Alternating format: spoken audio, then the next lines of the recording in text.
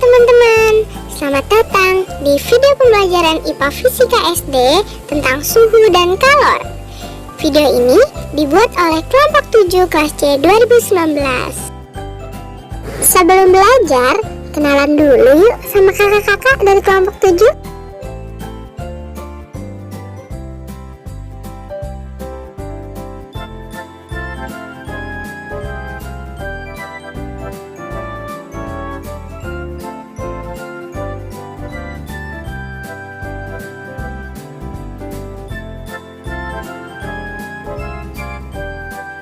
Sebelum belajar, jangan lupa untuk berdoa terlebih dahulu ya. Yuk, kita mulai belajar. Tahukah kamu apa yang disebut dengan suhu atau temperatur? Suhu adalah tingkat panas dan dinginnya sesuatu. Alat untuk mengukur suhu adalah termometer. Ada berbagai macam termometer. Di antaranya ialah untuk mengukur suhu ruangan, suhu tubuh, suhu air, dan lain sebagainya. Sementara, berdasarkan bahannya, termometer terbagi menjadi dua loh. Yang pertama, ada termometer raksa. Yang kedua, termometer alkohol. Berikut adalah perbedaan dari dua termometer tersebut. Dilihat dari keunggulannya. Termometer raksa 1. Mudah dilihat karena mengkilap. 2. Pemuaiannya teratur. 3. Jangkauan suhunya cukup besar, yaitu minus 39 derajat Celcius sampai 357 derajat Celcius. Sedangkan keunggulan termometer alkohol 1. Lebih teliti dengan perubahan yang sangat kecil karena pemuaiannya cukup besar. 2. Harganya murah. 3. Titik bekunya rendah, yaitu minus 112 derajat Celcius. Kemudian, jika dilihat dari kelemahannya, termometer raksa 1. Harganya mahal. 2. Tidak dapat mengukur suhu-suhu rendah atau kurang dari minus 39 derajat Celcius. 3. Merupakan bahan beracun. Sedangkan termometer alkohol 1. Titik didihnya rendah, yaitu 78 derajat Celcius, sehingga tidak dapat mengukur suhu tinggi. 2. Tidak berwarna, sehingga sulit untuk dilihat. 3. Membasahi dinding. Ada beberapa jenis-jenis termometer, yaitu termometer klinis, yang digunakan untuk mengukur suhu tubuh. Biasanya suhunya 35 derajat Celcius sampai 42 derajat Celcius. Selanjutnya ada termometer ruang yang digunakan untuk mengukur suhu ruangan. Biasanya suhunya 20 derajat Celcius sampai 50 derajat Celcius. Ada beberapa jenis skala atau satuan pada termometer, yaitu ada Celcius, Fahrenheit, Reaumur, dan Kelvin. Setiap satuan tersebut memiliki satuan hitung atau skala yang tetap. Dengan satuan tersebut, kita dapat mengubah salah satu satuan ke satuan yang lain. Berikut adalah tabel konversi suhu untuk mempermudah penghitungan.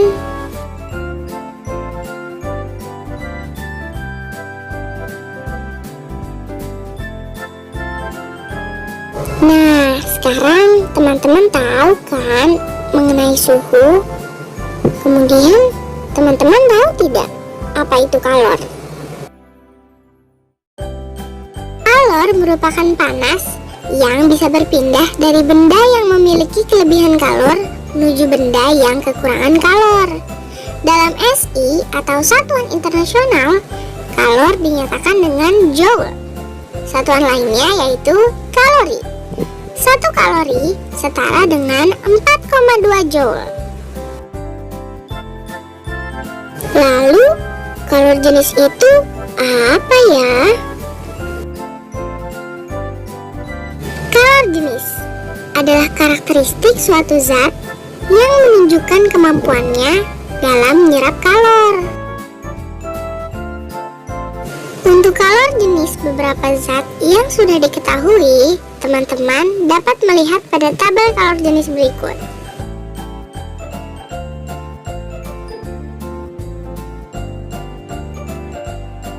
Selanjutnya ada kapasitas kalor.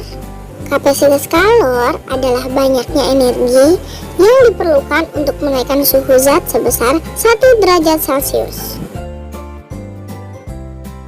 Selanjutnya yaitu asas Black.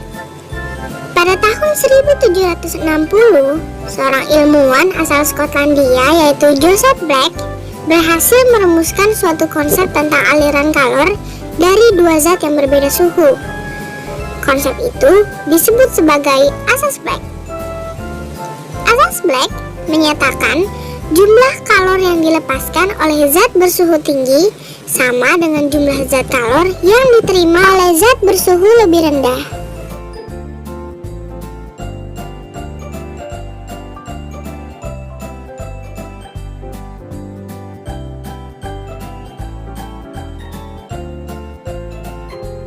Selanjutnya ada kalorimeter. Kalorimeter adalah alat yang digunakan untuk menentukan besarnya energi kalor suatu zat. Prinsip kerja kalorimeter didasarkan pada asas Black, yaitu campuran antara benda berbeda suhu akan mengakibatkan transfer kalor. Benda bersuhu tinggi akan melepaskan kalor, sedangkan benda bersuhu lebih rendah akan menerima kalor. Selanjutnya ada perpindahan kalor. Perpindahan kalor dibedakan menjadi 3, yaitu konduksi, konveksi, dan radiasi. Konduksi adalah perpindahan kalor dari tempat bersuhu lebih rendah dan tidak disertai zat perpindahannya. Contohnya, jika kita meletakkan sendok di atas tutup panci yang sedang dipanaskan, maka perlahan sendok akan ikut menjadi panas juga. Konveksi adalah perpindahan atau aliran kalor yang disertai perpindahan zat perantaranya. Contohnya, terbentuknya angin darat dan angin laut. Radiasi adalah perpindahan kalor tanpa melalui zat perantara. Contohnya, sinar matahari yang sampai ke bumi tidak membutuhkan medium apapun untuk merambat.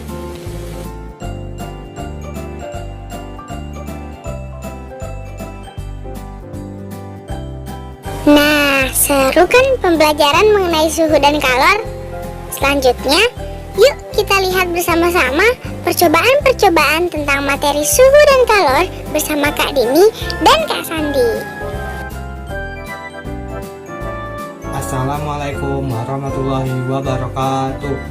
Perkenalkan, nama saya Syifa Sandi Rastika. Di sini saya ingin melakukan praktikum mengenai materi suhu dan kalor, yaitu dengan melakukan percobaan menggunakan gelas plastik.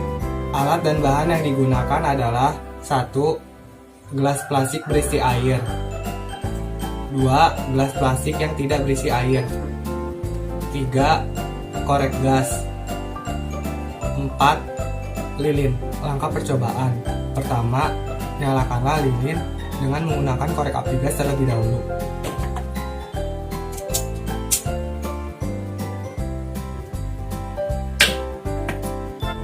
Kedua, percobaan pertama, dekatkanlah gelas yang tidak berisi air ke lilin.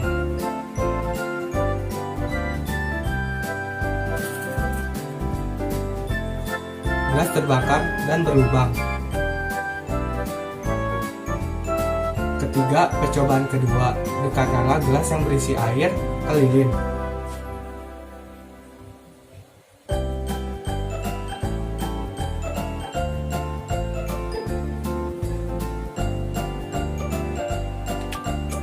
Gelas tidak berlubang.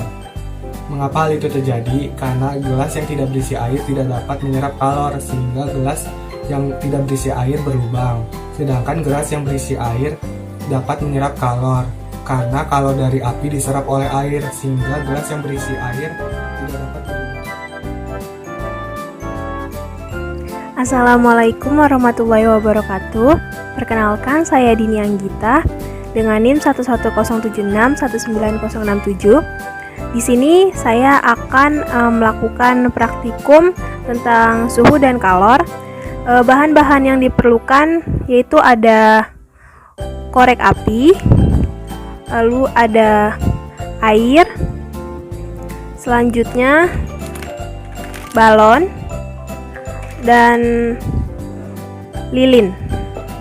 Yang pertama itu ada balon yang nanti akan dipanaskan di atas lilin tanpa menggunakan air di dalamnya, tanpa ada air di dalamnya. Lalu yang kedua, balon yang berisi air nanti akan dipanaskan di atas lilin juga, dan kita lihat apakah perbedaannya. Pertama-tama saya akan meniup balonnya terlebih dahulu. Ya, di sini lilinnya sudah menyala dan balonnya sudah saya tiup. Jadi di sini akan praktik kita taruh balon di atas lilin, apakah dia akan bertahan atau meledak. Ya, jadi di percobaan pertama tadi bisa kita lihat bahwa balonnya itu meledak. Lalu percobaan kedua adalah kita memasukkan air ke dalam balon.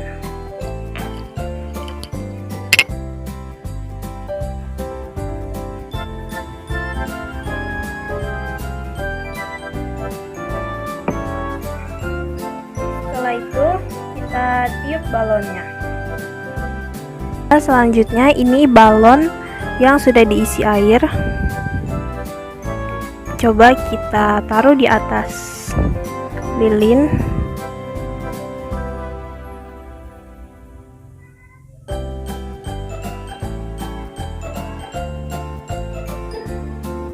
Bisa dilihat ini tahan lebih lama dan tidak meledak. Jadi pada percobaan kedua dengan air di dalam balon tadi, balon tidak meledak dan bisa menyerap panas. Kesimpulannya adalah mengapa balon yang tidak diisi air saat diberikan api atau dipanaskan itu langsung meledak, karena kalor yang diberikan oleh api langsung diserap oleh balon sehingga balon mengalami pemanasan dan akhirnya meledak. Sedangkan pada percobaan kedua dengan balon yang diisi air itu mengapa bisa bertahan lebih lama dan tidak meledak? Hal tersebut dikarenakan air yang ada di dalam balon itu menyerap kalor yang diberikan oleh api sehingga balon tidak meledak. Sekian praktikum kalor dan suhu menggunakan balon dari saya. Kurangnya mohon maaf. Wassalamualaikum warahmatullahi wabarakatuh.